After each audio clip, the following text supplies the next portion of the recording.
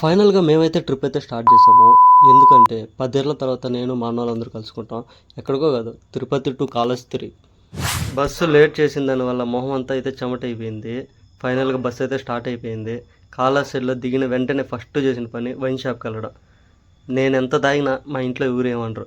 ఎందుకంటే నేను తాగేది జ్యూస్ మాత్రమే. మా అన్న వాళ్ళకైతే దొరికిందే ఛాన్స్ అని దుమ్ము లేపుతున్నారు మందుని. మందు తీసుకుని అయితే స్టార్ట్ అయిపోయాము. మా అన్న క్వశ్చన్ అడిగాము, అన్నా నిజంగా మందు తాగవా? నిజం చెప్పా, నువ్వు చెప్పునా. మేమైతే ఎలా స్టార్ట్ చేయాలో తెలియక కళ్ళుతో అయితే స్టార్ట్ చేసాము.